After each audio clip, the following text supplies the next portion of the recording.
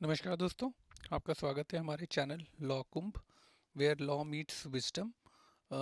जैसा कि आपको पता है कि हम अपने चैनल पे नए नए टॉपिक्स पे लीगल कोर्सेज शुरू कर चुके हैं और इसी कड़ी में हमने रिसेंटली कॉपीराइट कोर्स शुरू किया है और आज उसी कॉपीराइट कोर्स का लेक्चर 2 है।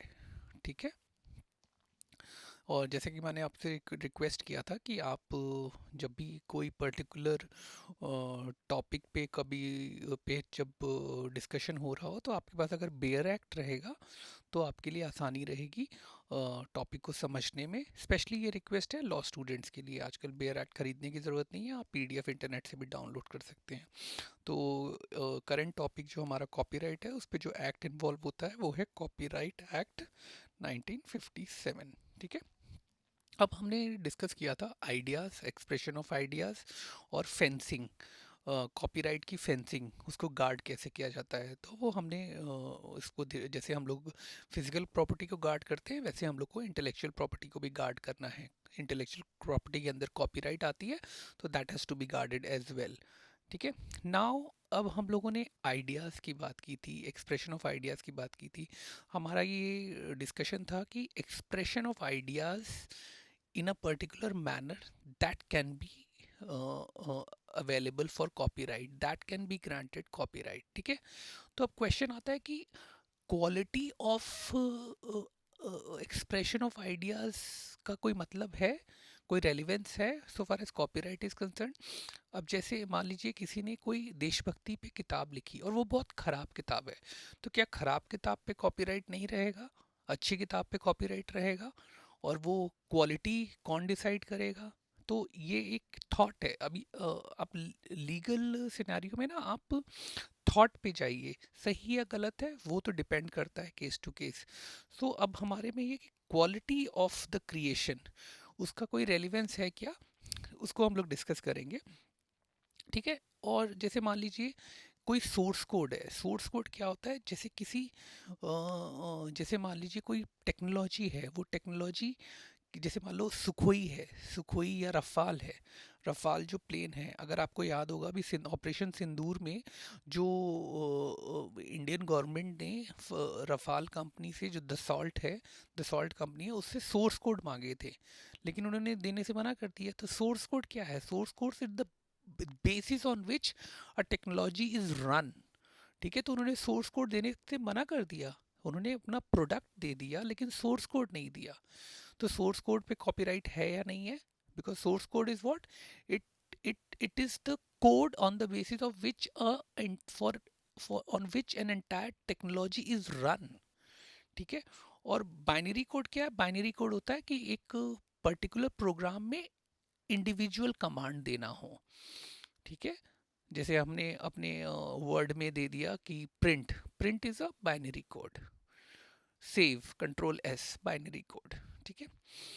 और जैसे हमने अभी डिस्कस किया कि क्वालिटी, तो क्वालिटी और मान लीजिए लिटरेरी प्लेजर, अगर कोई चीज़ पढ़ने में हमें अच्छा लगता है तो उसका रेलिवेंस है क्या कॉपीराइट में? तो वो भी एक तरह से एक क्वालिटेटिव स्टैंडर्ड की ही बात हो रही है कि किसी जिसे कहते हैं लिटरेरी या साहित्यिक, जिसे कहते हैं साहित्यिक प्लेजर को, क्या साहित्यिक सुख। अगर मान लीजिए किसी नॉवल को पढ़ने में या किसी कविता को पढ़ने में हमें सुख मिल रहा है तो उसका रेलिवेंस है क्या कॉपीराइट मिलने या नहीं मिलने में? और ऑब्जेक्टिव एप्लीकेशन का मतलब ये हुआ कि वो कोई एक्चुअल में साहित्य है भी या नहीं है, उस क्राइटेरिया में फॉलो अप हो रहा है या नहीं हो रहा है। ठीक है। और जिसे कहते हैं ना कि प्रोटेक्टेबल एक्सप्रेशन, उसको उसको प्रोटेक्ट करने की ज़रूरत है या नहीं है? जैसे देशभक्ति है, देशभक्ति की फीलिंग को प्रोटेक्ट करने की ज़रूरत है? आई डोंट थिंक इसको प्रोटेक्ट करने की ज़रूरत है। वो तो आइडिया है ना, आइडिया तो फैलता रहेगा। आइडिया आइडिया को प्रोटेक्ट अगर उसको दबाने का या वो करने का, वो तो सेंसरशिप हो जाएगी। यहाँ पे हम लोग कॉपीराइट की बात कर रहे हैं। ठीक है। अब जैसे मान लीजिए हमने ये किया कि अगर लॉ कुंभ चैनल एक एक एक इवेंट ऑर्गेनाइज कर रहा है, तो हमने बोला कि 1 जनवरी 2026 को लॉ कुंभ एक पार्टी ऑर्गेनाइज कर रहा है, न्यू ईयर पार्टी। और सभी लोग आए, तो ये इवेंट की इंफॉर्मेशन क्या कॉपीराइट है? हाँ, किसी कुछ होने वाला है, इंडिया और पाकिस्तान का वनडे मैच है 2 जनवरी 2026 को, आप लोग आइए, ये इवेंट की इंफॉर्मेशन, क्या ये भी हम लोग आइडिया भी बता रहे हैं, एक्सप्रेशन भी कर रहे हैं, तो क्या ये कॉपीराइट है? तो ये एक जजमेंट है Indian express versus Jagmohan Mundra 1985 Bombay high court का, उसमें है कि इवेंट की इंफॉर्मेशन पे कोई कॉपीराइट नहीं होता है, ठीक है, because there is no, it is neither literary, this is not artistic, ठीक है, तो उस पर कुछ भी कोई कोई कोई particular way of expression of ideas उसमें है नहीं, ठीक है। इस जजमेंट को अगर आपको साइटेशन चाहिए होगा आप कमेंट करिए, मैं आपको साइटेशन भी दे दूंगा प्रॉपर। वैसे इसका जो वो है, आप AIR साइटेशन या SEC citation, Manupatra citation, I will provide it to you अगर आप लॉ स्टूडेंट्स हैं, ठीक है। और एक और जजमेंट है वो जो बहुत जिसे कहते हैं landmark judgment, RG Anand versus messrs Delux film 1978 Supreme court.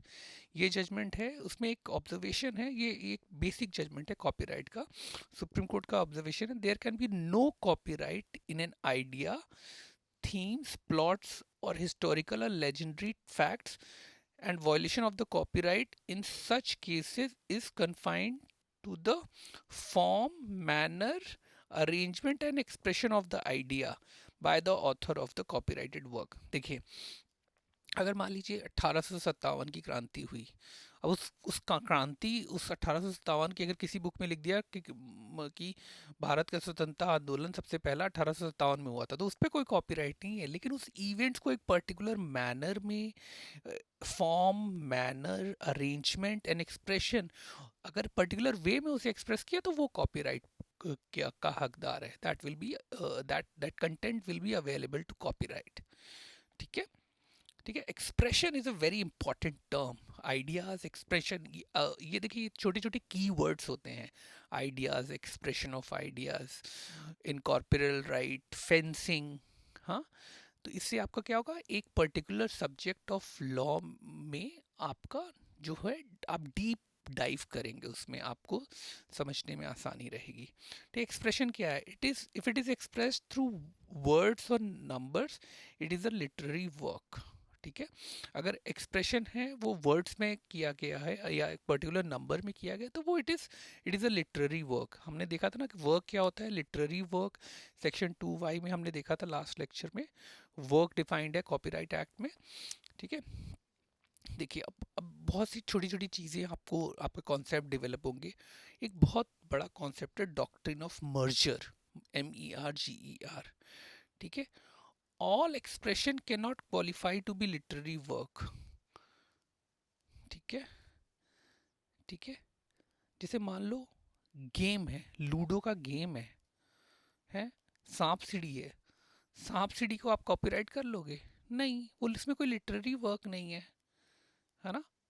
जिसमें ये एक जजमेंट है, university of London press versus university tutorial press 1960, ये यूके का जजमेंट है। अगर आपको ये चाहिए होगा आप कमेंट करिएगा, मैं इसे आपको प्रोवाइड करूंगा। उसमें है कि original literary work,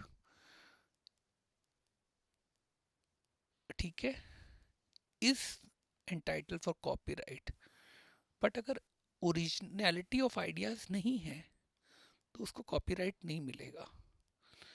expression must originate from the expression of ideas, ठीक है, expression must originate the expression of ideas.